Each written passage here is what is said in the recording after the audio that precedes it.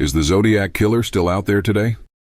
This chilling question lingers over one of the most infamous unsolved cases in American history. The Zodiac Killer terrorized Northern California during the late 1960s and early 1970s, leaving a trail of fear and unanswered questions. In this video, we'll explore the horrifying crimes, cryptic messages, and perplexing theories surrounding the Zodiac Killer, diving deep into his terrifying letters, unsolved codes, and the suspects who have kept investigators and amateur sleuths intrigued for over 5 decades. The Zodiac Killer's reign of terror officially began on December 20th, 1968, when Betty Lou Jensen and David Faraday, 2 teenagers on a date, were brutally shot and killed on a remote lover's lane in Benicia, California. Their deaths shocked the quiet community, but no one could have imagined this was only the beginning. Just 6 months later, the Zodiac struck again, this time in Vallejo, attacking another couple, Darlene Ferrin and Mike Mageau, in their parked car. Darlene tragically lost her life, but Mike survived despite multiple gunshot wounds. He gave police a description of the assailant, stating that the man was heavyset with short curly hair. Still, no arrests were made and the case remained a terrifying enigma. It wasn't until July 31st, 1969 that the Zodiac Killer truly made his presence known. 3 nearly identical letters addressed to the Vallejo Times-Herald, the San Francisco Chronicle, and the San Francisco Examiner arrived on the same day. Each letter began with the now infamous phrase, "This is the Zodiac speaking," and contained detailed confessions of his crimes. The first cipher, now known as the Z408 cipher, was cracked just weeks later by amateur codebreakers Donald and Betty Harden. The message, however, provided no relief. Instead, it read, "I like killing people because it is so much fun." The lack of remorse and blatant pleasure in murder sent shockwaves through the community. Yet even then, the message revealed little more than cryptic ramblings and taunts. The Zodiac continued to mock law enforcement and the public, refusing to provide the name he had promised.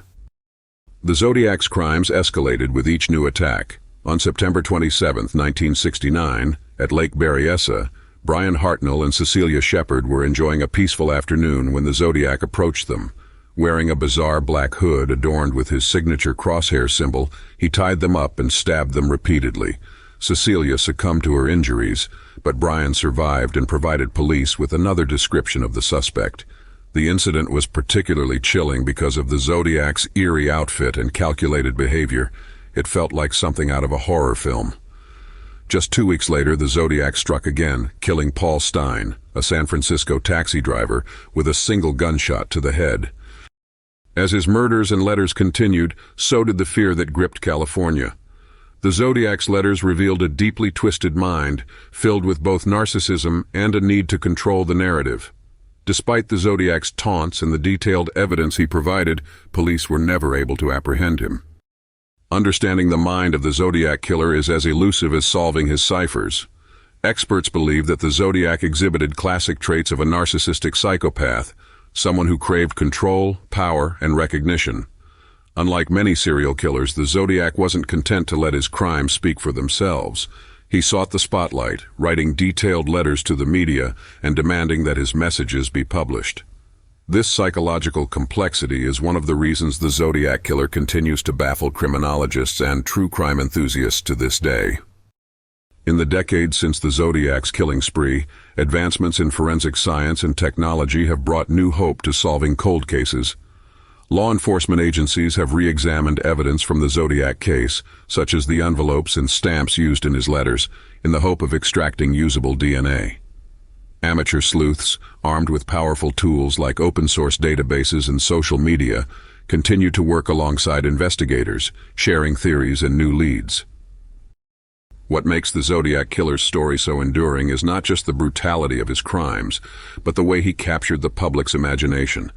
He became a symbol of fear and fascination, inspiring countless books, films, and television series. From the critically acclaimed movie Zodiac, directed by David Fincher, to true crime podcasts dissecting every detail of the case, the Zodiac has cemented his place in popular culture. However, this fascination comes with a cost. The glorification of such figures can sometimes overshadow the pain and suffering of their victims.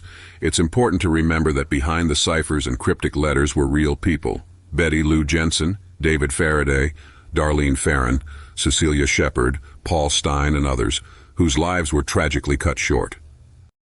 As we close this chapter on the Zodiac Killer, one question remains. Will we ever truly know who he was, or will his secrets remain hidden forever, locked away in the ciphers and letters that defined his reign of terror? Thank you for joining us on this journey into one of history's darkest mysteries.